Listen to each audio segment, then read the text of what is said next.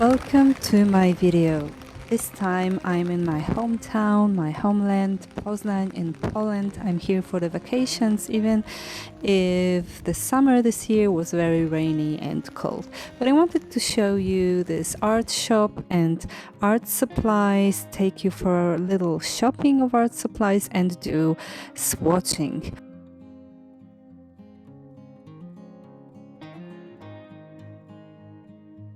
So this is the paper concept shop. I didn't know it before I saw it in Poland. Maybe it's in your country. In Italy, where I live, there isn't any of this shop, so I was really amused and happy to discover that this shop is also art supplies shop, and it's really well supplied. It really has materials of quality that I use, and a lot of them were new to me, or I knew them but I didn't buy them, so it was a source of inspiration and of discovery. So I will be happy to show you new art supplies that I bought, and I will be happy to swatch it with you. Let's get started. The first thing that I will test is this watercolor paper from Paper Concept. Then a new discovery, Prismacolor Pencils. So this is very new brand for me, and I really love them. You will see the colors that I will swatch. You will see how they draw. So I will explain you why I really like them, and also a new art supply which I wanted to buy since a lot of time now, but I did it only now, the Japanese Watercolors. And also I bought watercolors that I already knew, which is a Polish brand. Maybe you know it already. It's all over now available. Roman Szmal Aquarius watercolors, one Schmincke Granulating watercolor, which I love and I use a lot, so I took it. And also I took a calligraphic pen. So let's get started with this watercolor paper. So I didn't know it, obviously, because I also didn't know the Paper Concept shop. So right now I just wanted to show you this paper. I won't use it for the swatching because I think it's pity to use watercolor paper. I will use it in another video when I will just paint an illustration. It's 100% cotton. If it's 100% cotton, I'm not sure because it's not written. It's written that it's acid free, so probably not, but the texture is really nice. It's fine. It's not too heavy, which I like because I wanted to take the hot pressed paper, but they didn't have it. So I think it's fine. So I will test it in another time, in another video. Right now I will use this mixed media pad, which is a cheap paper, and it's good for mixed media.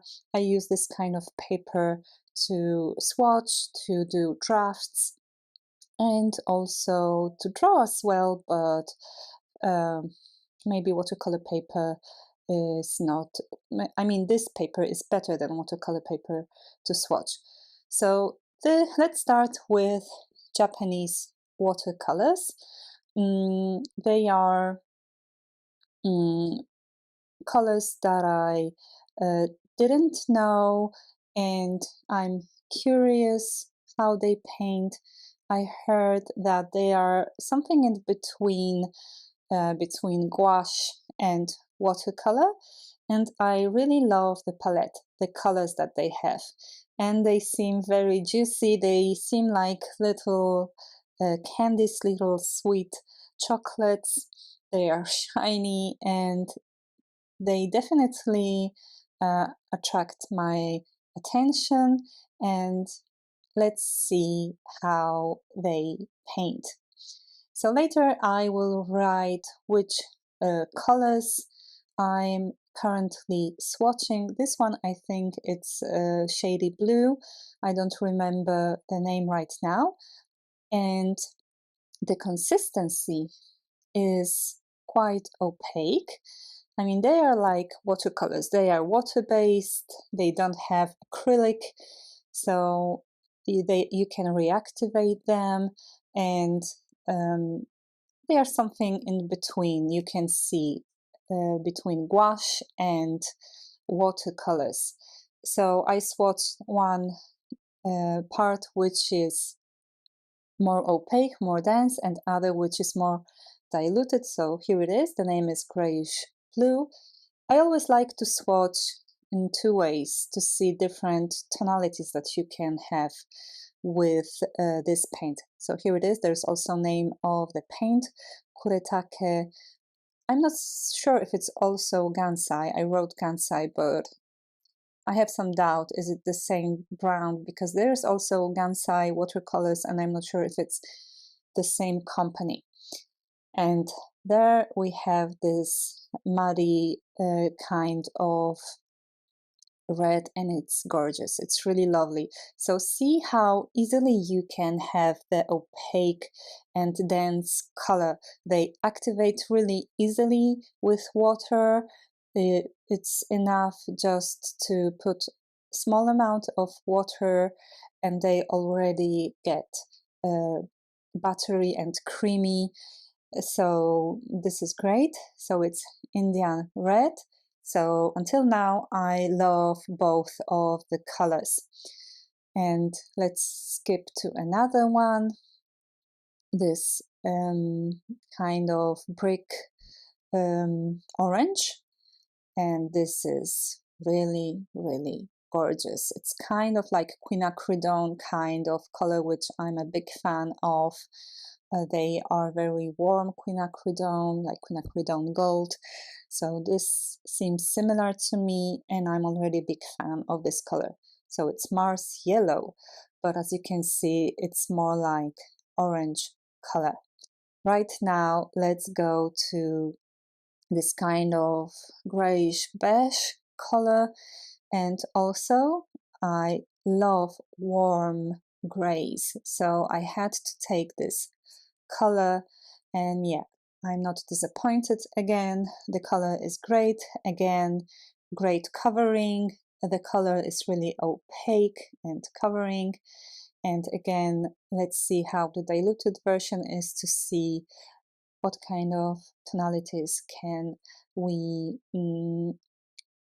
achieve, can we paint with one color. So let's see the name. And yes, it's beige gray. So I love it. A big fan also of this color. And green. This one is more yellowish kind of green, which I also love.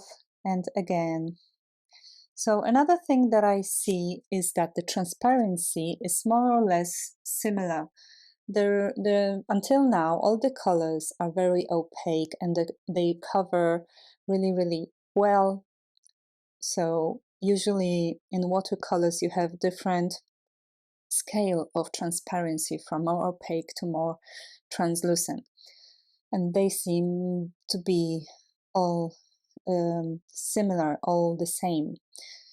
So it's also a good thing to know. This one maybe seems to be a little bit more translucent, but still really gorgeous, intense color, really bright color, warm yellow, and I also like it. So it's, yeah, cadmium yellow. I'm not a big fan of yellows, so usually if I pick yellows, they are more warm yellows. So this is definitely warm yellow. So here you can see all the colors. I'm zooming it a little bit so you can see the consistency. I think I'm a big fan of the Japanese watercolors, and I cannot wait to test them and paint illustration with it. Okay, so right now let's skip to another art material. So now we will test the Prismacolor pencils. So again, this is new material for me. I didn't know about this brand. I think I heard it before, the name of it, but not so much. So and I don't know any artist until now that use these pencils. And when I tested it in the shop, I saw immediately that they are great. So they are waxy, they are oily, and they have great coverage. So immediately you can see that the color is covering really, really well. There's a lot of pigment, and I think they will be great for mixed media. They will be great to draw over other colors on the top of it. And also, the other thing that amused me was the palette, the color range. It's really particular, really interesting, not usual. There are a lot of fun colors, different colors, so it already triggered my imagination, and I think they are really great. And I picked colors which are quite different to the one that I usually use, because I usually pick bright colors, kind of greenish, bluish, bold colors, and they have different palette, more muted. Not only, I mean, they have also bold colors, but maybe the word that I'm searching for is that it's not a traditional palette. And you can see it if you will go to the shop where they sell Prismacolor. You will probably see it with your own eyes. I mean, I think it's really different from the other pencils that I have. So until now, I have this earthy kind of muddy tones. So the same for Kuretake, for the Japanese watercolors. They are not usual colors that I pick, but you know, it depends from the day, from the time, from the inspiration, and we always change, we always move. I mean, I do, and I have to say, it's really interesting to discover new palettes and to test them. Why not? I mean, give it a try and see what will happen if you will test new colors, new palettes, something which is unusual for you. And probably I wouldn't do it without being triggered, without seeing with my own eyes and touching and testing these colors. So I know it's sometimes difficult to have shop nearby. I mean, it's the same for me. I live in Rimini in Italy, and here art shop, there is only one art supply shop, and it's really small, and they don't have a big quantity of supplies, and it's usually traditional brands. So whenever I can, I go to the art supplies shop, because for me, this is the source of discovering new techniques, because sometimes I even pick supplies that I don't know, but it intrigues me, and I cannot wait, you know, to test it and to see how it works, to experiment it. And my experience is that sooner or later I find a way to use it. Maybe it's not immediately after buying it, but then I meet some artists that use this supply, or I discover the techniques, new techniques, and I'm like, oh, I have this art material, and I will test it. This is how it works for me. Let me know in the comments. Is it the same for you, or do you test new materials, or do you stick just to one kind of material?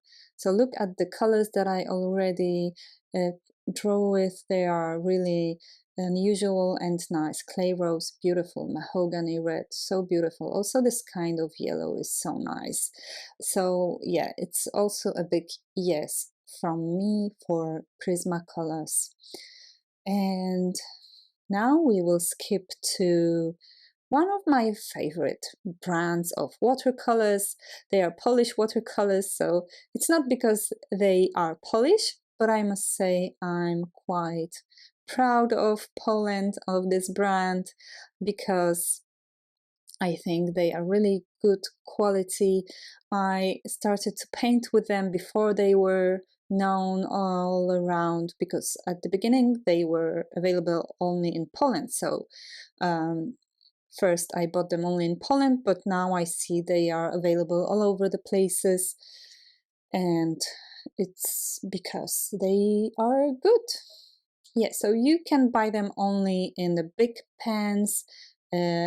Maybe they have half pans, but in sets. I never saw half pans that you can buy singularly. So I already opened them because it was quite annoying to open them. I had to use a scissors knife. That's the only thing that maybe I don't really like, but the packaging is so lovely. They also seem to be like small candies. So once I opened all the colors, I will do in the same way. So first I will swatch it, then I will write down the name so you will see it. So also the consistency of this paint is quite unusual. Usually the watercolors are more dry, I think, more unify as the surface, and they seem to be already creamy. Sometimes when you touch it, they already are not wet, but kind of gummy. I'm not sure what word can I use, but you can see already that they are very dense. They are really rich of pigment, and I think this is not only my opinion.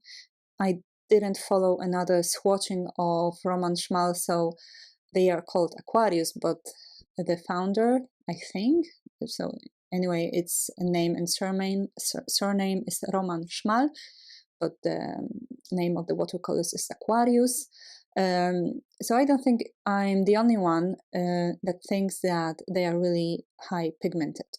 I mean, I think it's a fact, and they are really, really good quality. So again, they can be opaque if you use really dense color. It's easy to have opaque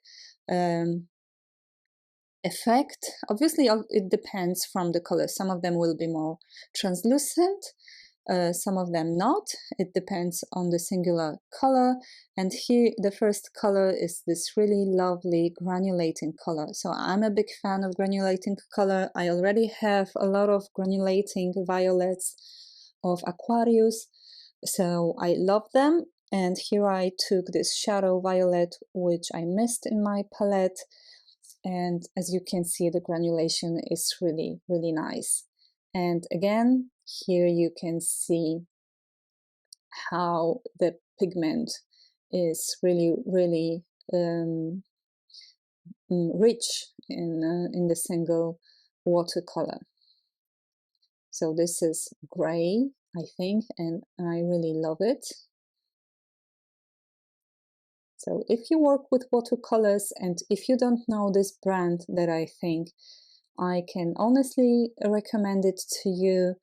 So maybe I should have told it before. No one pays me for this video, so nobody paid me to recommend it to you. This is my private opinion and my private selection, and yeah.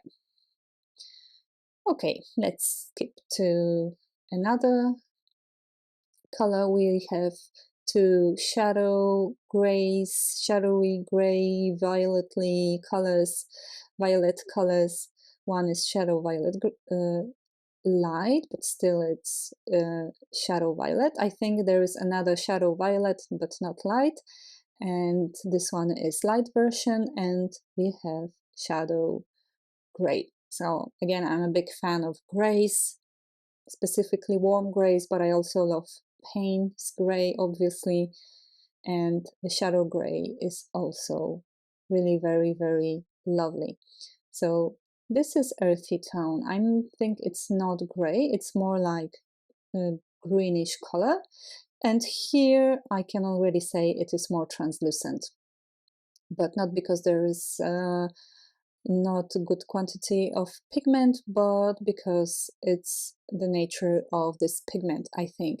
So usually when the natural pigments are used for colors, this is my experience, I'm not expert, I'm not sure if it's for all the earth pigments, but most of them is naturally more translucent, more transparent.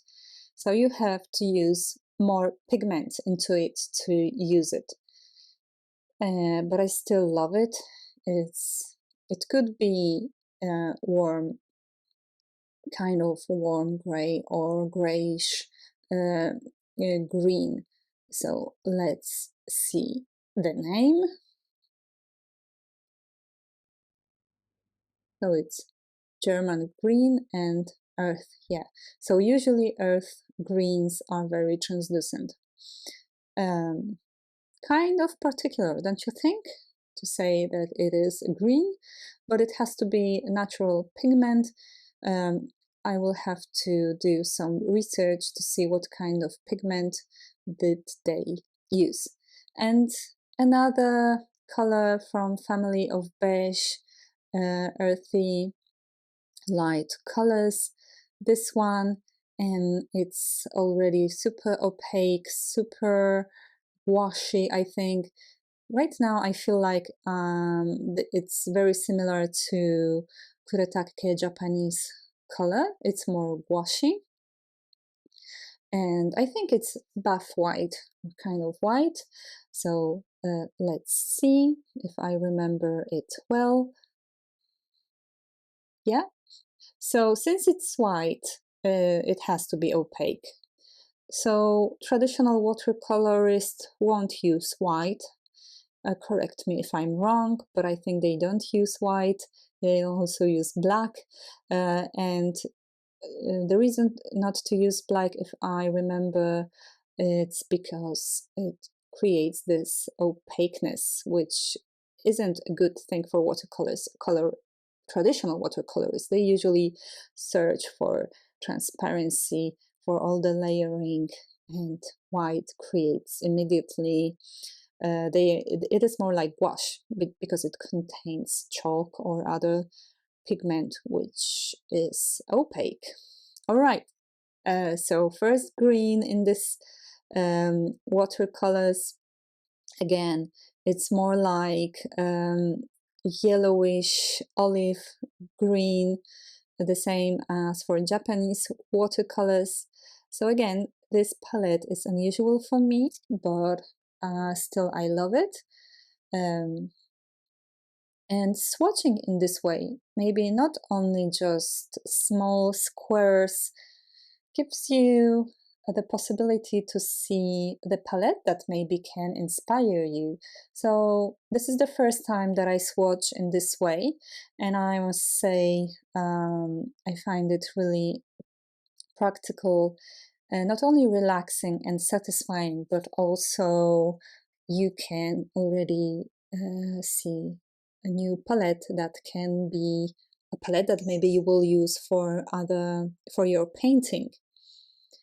And this kind of circles is better to see, I think. Let me know in the comments, what do you think? And so it was autumn green, so it is granulating color. Maybe we'll have to wait until it will dry to see the granulation.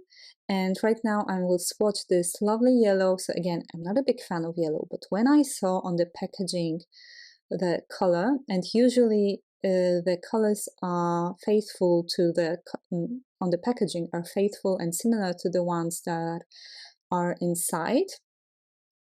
Sorry, there is an ambulance if you hear it. And it was super intense, super bright. And I thought, if it's so super bright, I will have it, I will buy it. And yes, it is. As you can see, it's a really bright kind of yellow. This time it's more cool yellow, it's not warm, but it's unusual, and I also love it together with next to other colors. It gives a little pop-up of brightness of color. So this is azo yellow, and I think it will be another granulating color. So I don't know how about you, but I love granulating watercolors. And even if I don't use it so much, I really have to use more of granulating colors because I love them. But then, I don't know, there's not always possibility, or I don't always have ideas how to use them. But for example, once I used them more. I used them for backgrounds, for skies. It's great to paint really textured sky. This tone is would be great to paint earth. If you paint earth, you would love to have this kind of texture of different pigments, this effect of earthy texture. So I love it. I also love reddish browns. I'm a big fan. So this is definitely part of family of reddish brown, and it's caput mortuum. Yeah, I have different kind of caput mortuum. I didn't have the one from Aquarius, so yeah, I just added another caput mortuum to my palette, but I don't regret it because it's really, really nice. Okay, so I finished Aquarius. So right now I will skip to the only Schmincke color that I took, and it's also granulating series, and it's haze pink. It's a color that I really love, and I use it quite a lot, so I decided to take a new pen. I mean, this is half pen. I think the only format that I saw was half pens or the whole tube. So I didn't want to take the tube, so I took just a half pen. And this is kind of pigment, this is kind of colors that is multiple colors. It should be something between brown, gray, and when it's dry or when you add water, there is this particles of blue, light blue, and violet that is coming through. So I really love this kind of pink. It's like smoke pink with turquoise and bluish reflects. So if you don't know it, here it is, Schmincke Haze Pink. It's from the family of granulating colors. So yeah, I'm satisfied with all the colors that I took, both as the palette and as the quality. And let me know in the comments, what do you think of these colors? Do you know them? Do you use them? And also, is it the kind of palette that inspires you? Look at the granulating now that is happening when the color is drying. Also, autumn green, there's a little bit of yellowish that is showing through. Caput mortuum also is granulating, and also Schmincke. So that's it for this video. Let me know in the comments, what do you think of these colors? Do you use some of the brand that I mentioned here? Or was it inspiring for you to test in case you didn't know them? I really invite you to like the video, to leave the comments, and subscribe to my channel. In this way it will help my channel to grow. Thank you for watching, and see you in the next video. Bye!